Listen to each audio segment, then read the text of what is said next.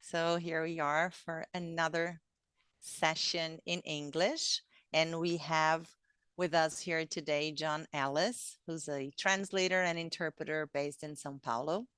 He trained at Associação Alumni in São Paulo and later at the Middlebury Institute of International Studies in Monterey, California.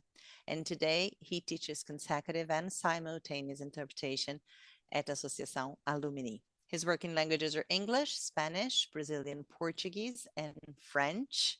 And his talk today is going to be on AI in translation and interpretation, the good, the bad, and the ugly. So, with that topic in mind, we expect a lot of great things from you, John, as usual. So, maybe you can just open your camera and feel free to start. Welcome and thanks again for accepting our invitation. Thank you. I'll just hand it over to you to do your magic. Magic is pretty high order. Anyway, well, thank you so much for having me here and for inviting me to this speech or this session of Amerivox as a speaker. So, they asked me at first, do I have any experience with literary translation? The answer is yes, I do, even though it's not my main gig these days. But certainly that's where a lot of us start, right? Is through literary translation in some kind of modern language program. If it's like French, you're studying French in the U.S. University, for example, a lot of times the first exercises that you're going to have are going to be translations. And so that's certainly where I got started. And when I was learning Portuguese, I mean, literature certainly had a huge impact on my language acquisition. And a lot of the first translations that I ever did had to do with literature, either because they were academic articles or because I actually translated a book. And so here's my little contribution to literary translation is this small book of short stories by Mário de Andrade, which, as many of you know, is a very important author from Brazil who basically brought the oral or spoken language to book form, which is great, but at the same time, well, it gives us a little bit of a problem because you have to understand what that oral language is. And a lot of the times when I was reading these stories for the first time, that was very difficult to decipher. So anyway, we will look at one really short passage in this book, just as a way of an example to introduce some ideas about AI, because the real topic here that I introduced, because I don't know about you, but for me, a lot of the times that I engage in conversations on literary translation, I personally get very bored, because the fun of literary translation is a very intellectual activity where you spend lots of energy and time researching and reading about the solutions that you're going to come up with. However, when it comes time to explain all of that, I don't know, it's hard.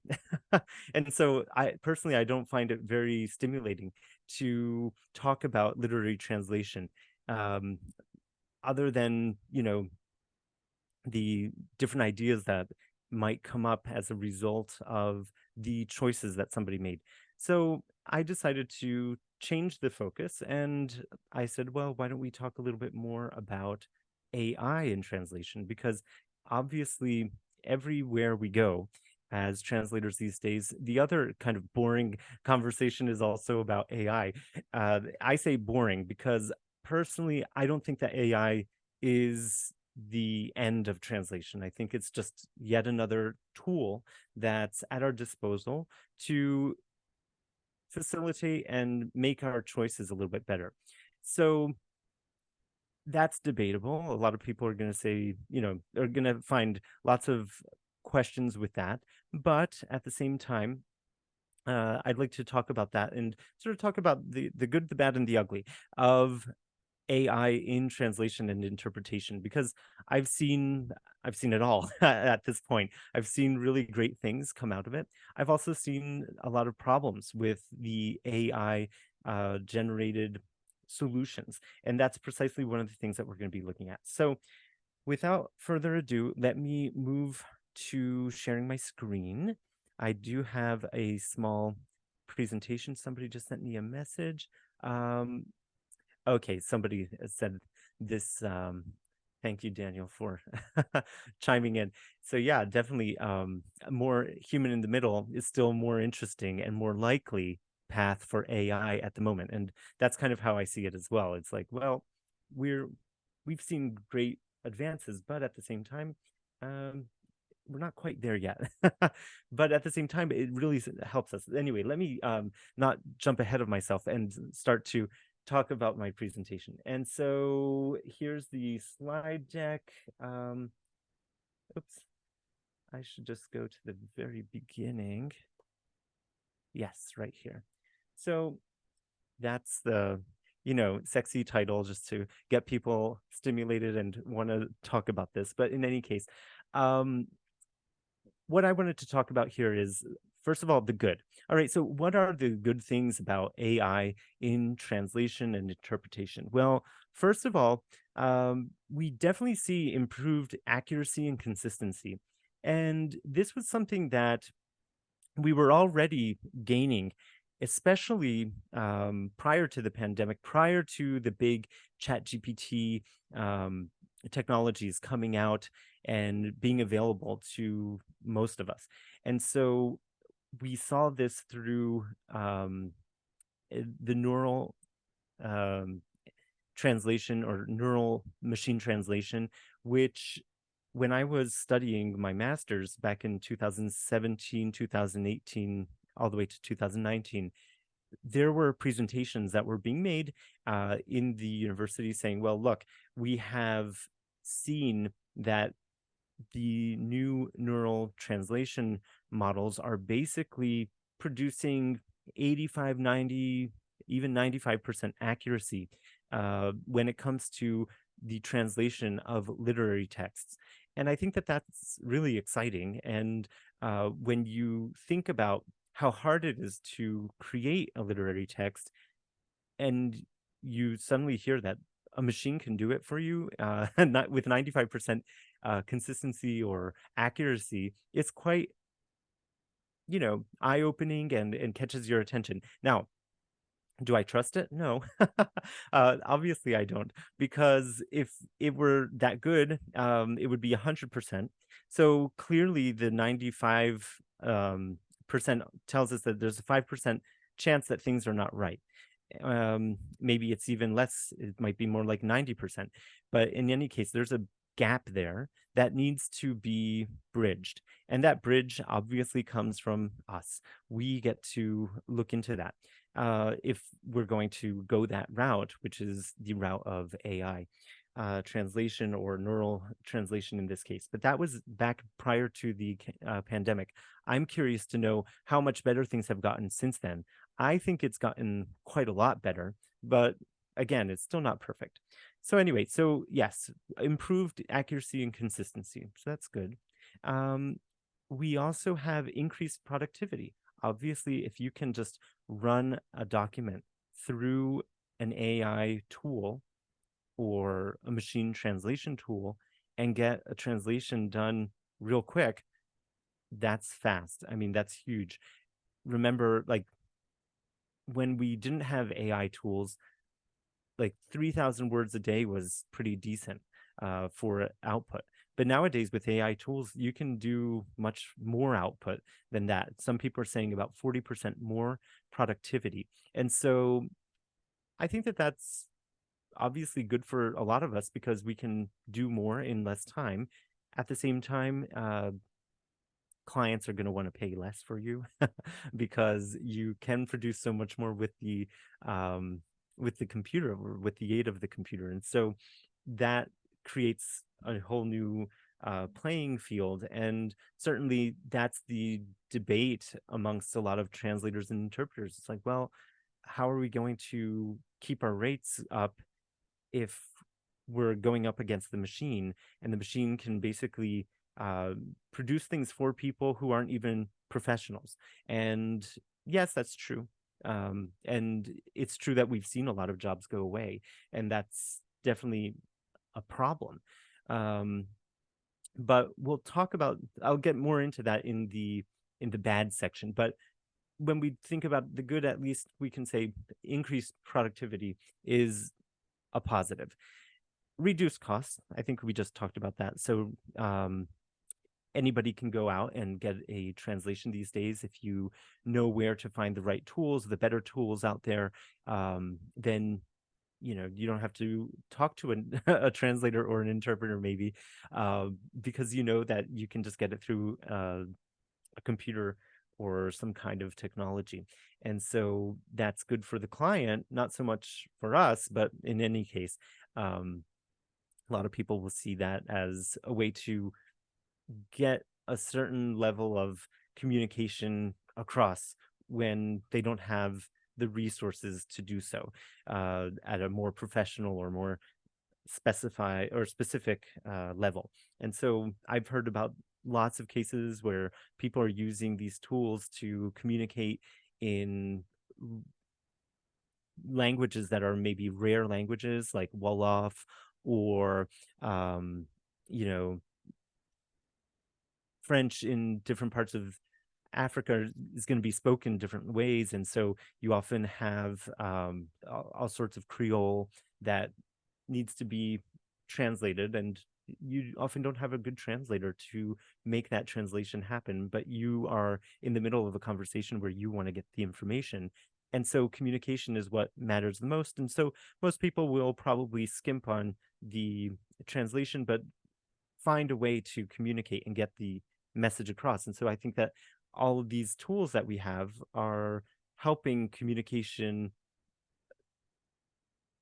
in general, right? So we just have more ways of communicating, and that's good, I think.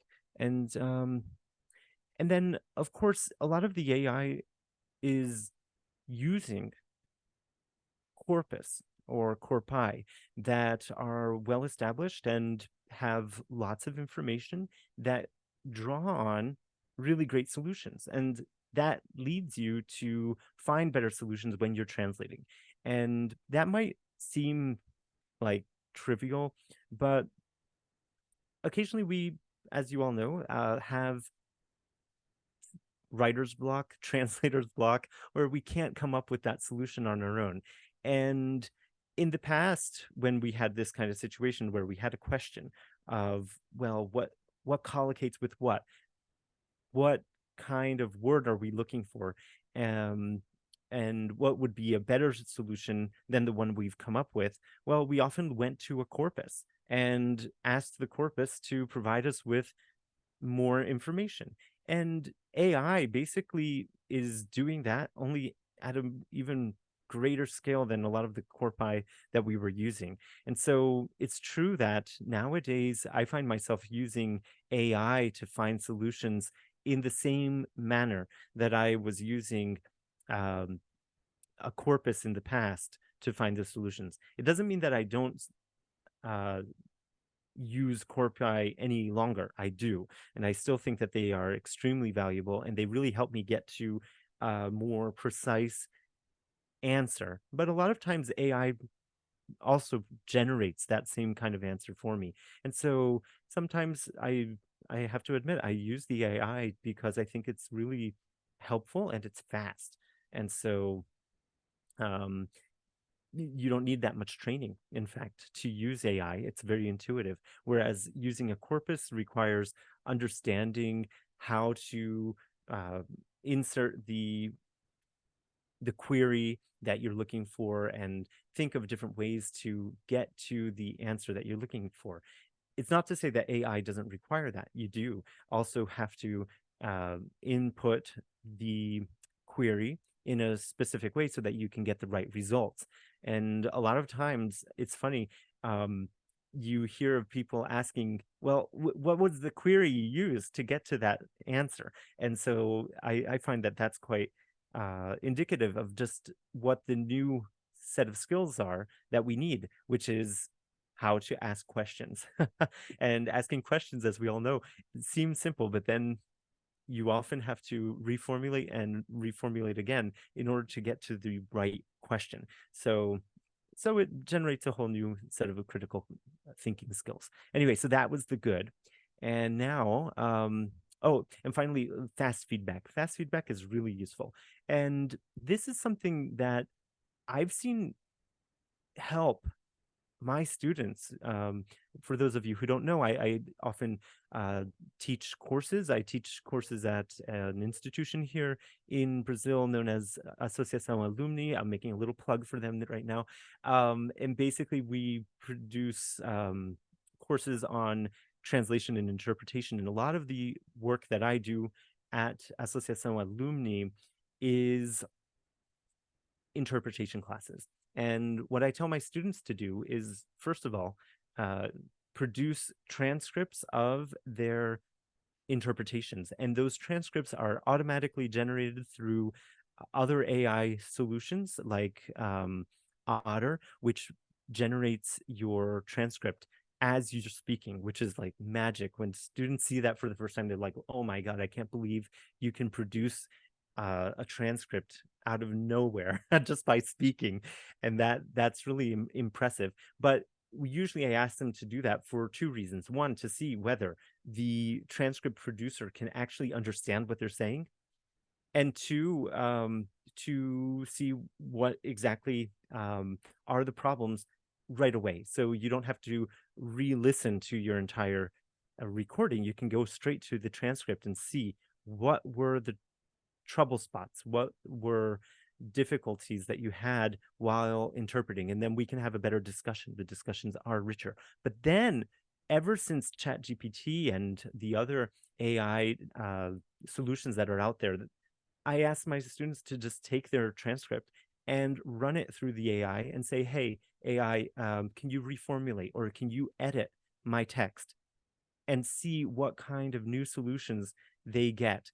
And the students actually come out of that experience learning a lot more solutions and maybe learning more specific solutions that they didn't have the least idea of. And in some cases, especially when I have students whose English is very weak, I ask them to basically do that exercise all the time. And I was shocked. In one of the first courses that I suggested this as a tool or as a method for finding better solutions, one of the students whose English really was quite bad, she came to the final exam and she just wowed me because she managed to find the right solutions. She wasn't making mistakes with parts of speech, that is like nouns and adjectives, which oftentimes she mixed up. She really just nailed it. And I was shocked at her progress in such a short time, because in the final exam, it's not like you can just wing it. You have to come prepared. And if you don't come prepared with good information, you're just not going to pass very well. But she really surprised me because she really did increase her level. There was a clear jump in her ability to express herself in English. So that was impressive to me. So anyway, these are some of the things that I mean by fast feedback, because that student, she was able to take the AI and the AI suggestions and take note of what she was making mistakes with and correct them. So that was impressive. So anyway, here is a passage of one of the short stories in this little book. And this little book, by the way, is a bilingual edition. So you have the Portuguese on one side and the English on the other. It's terrible to have this type of format because everybody is going to read it and everybody's going to criticize it. But in any case, here is an example from one of the stories. I'm not going to read the whole passage. I just am putting it up here for you to just take a look at the two. For those of you who speak Portuguese, you are going to be able to read this and understand it. And here's the English that I came up with. I will read some of the English just for fun, so that you can see some of the richness of the or the wealth of the language that I ended up using. In any case, based on the original. So it says, "Our first Christmas after my father's death 5 months earlier had decisive consequences for our family's happiness. We were always a happy family in that very abstract sense of happiness. Honest people, no crimes, a home with no infighting nor serious economic hardships. However, due mainly to the gray nature of my father, devoid of any lyricism, an impotent exemplar, padded by mediocrity, we were always missing that enjoyment of life, that taste for material pleasures, a good bottle of wine, a day at the spa, acquiring a new refrigerator, things like that. My father was a good-hearted klutz, almost dramatic, a thoroughbred killjoy." So that's a little passage that I then asked the AI to reformulate. And here you have this reformulation. And just so you know, the prompt I gave the AI was reformulate this text, colon. And then I put in the passage and then ask the AI to reformulate it. And here you get the reformulation. Now, what I think is more interesting about this is all the explanation that the AI gives you. Like, I removed the phrase "in that very abstract sense" because it's redundant and makes the sentence a bit chunky. Clunky, actually.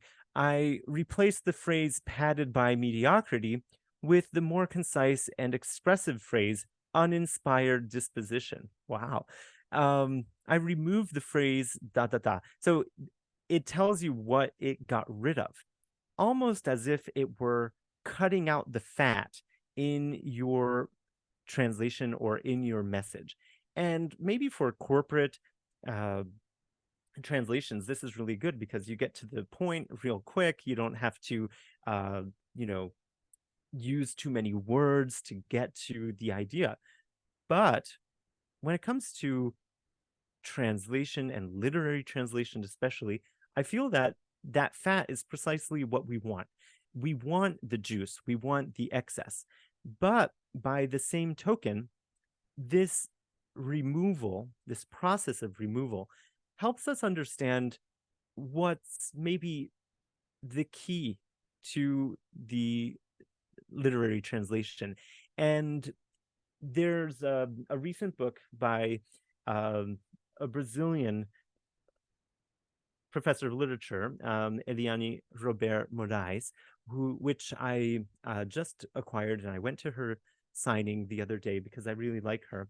And one of the things that she talks about is this idea of excess and cutting things out. And precisely in cutting out, we get to what is aesthetic, what is beautiful or artistic of a certain work of art. And so that's precisely the type of approach that I like to think of when using AI, so that you think of AI not as the end to your problem, which is doing a translation, but rather as a way for you to really focus on what is beautiful about your translation. And so here I'm going to put the two versions side by side. You can see I increased the font because it makes it easier to read, but also what it reveals is just how much shorter this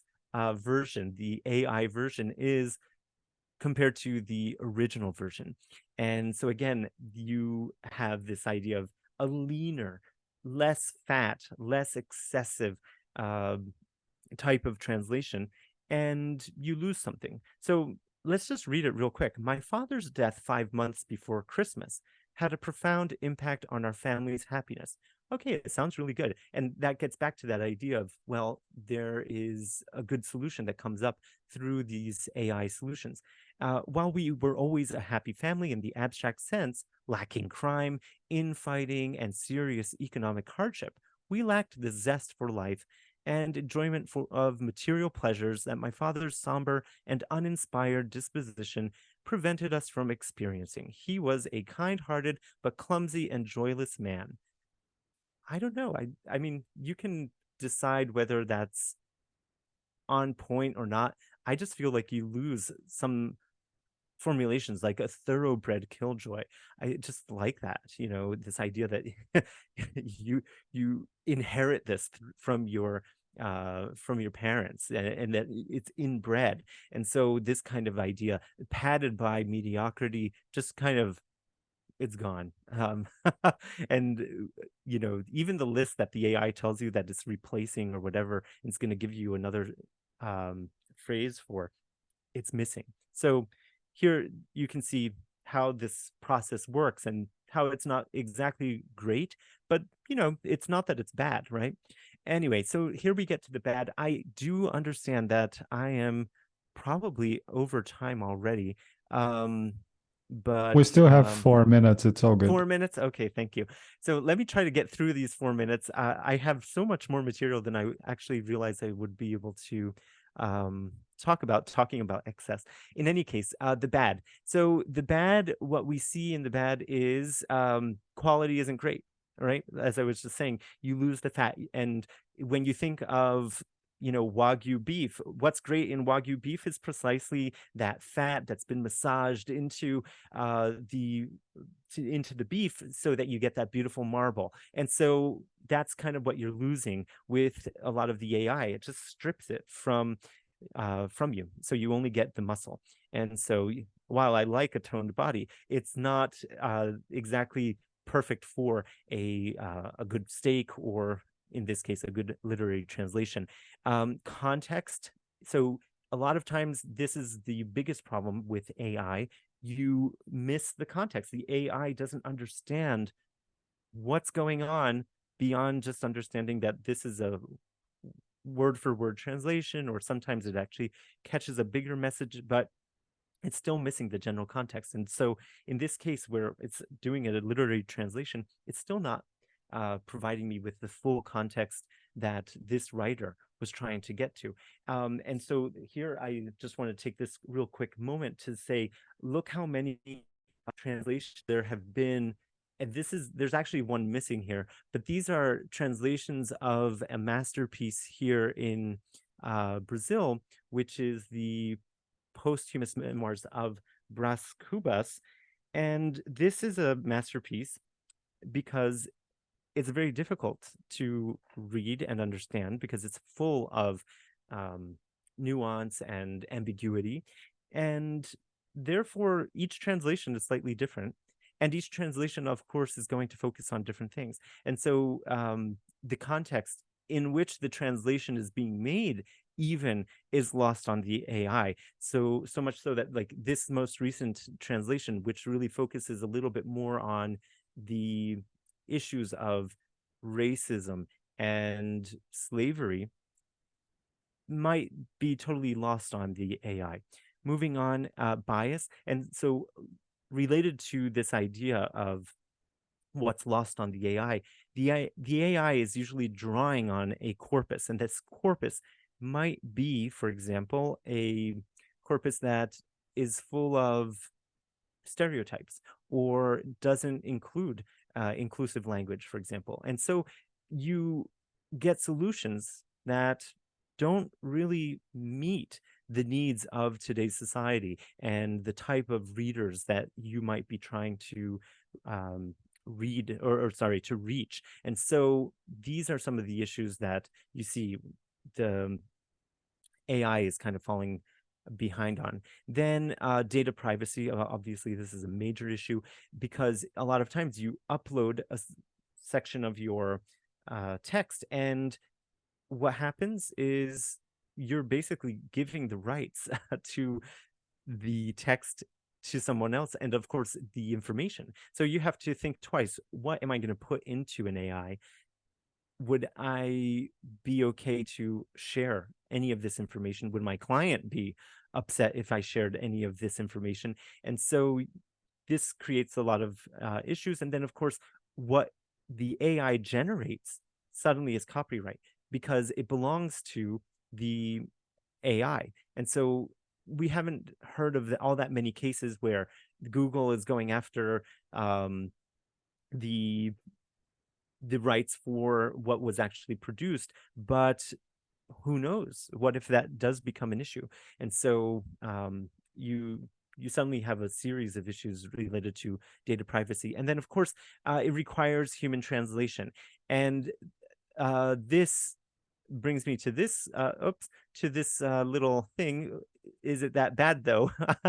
For us, for the translators and interpreters, we probably don't think it's such a bad idea that there be a need for human translation to kind of do the fine tuning of our AI. Anyway, I know I'm basically, going way beyond this time, but let me just say we have a series of issues like lawsuits, lack of creativity, standardization. What I mean here is everything that we start producing starts sounding the same. And I don't know if you were listening to the Republican debate in the primaries in the United States, but one of the insults that was launched at some of the debaters was, you sound like Chat GPT, you sound like AI, because basically the way that you are speaking is no longer original. And that goes back to the idea of literary translation. The works that are being produced in literature are usually innovative. They come up with new ideas about language, new ways of saying things, and the AI isn't even up to the task to create good solutions. And so that's that. And then lack of transparency because you don't know whose work you're drawing on. And that brings me to my last point, which is this point from a literary translator well known in Brazil, but beyond, of course, Alison Etrikin, who brought up the point that her book, as well as the books of many other translators, are being used as part of the corpus. And the people who created this corpus for AI generated text basically didn't ask for permission. And so this is going to lead to all sorts of claims, for their copyright. Anyway, I could go on and on. I have so much to talk about, actually, but I should just shut my mouth now and give the floor over to the question and answer session. Thank you so much.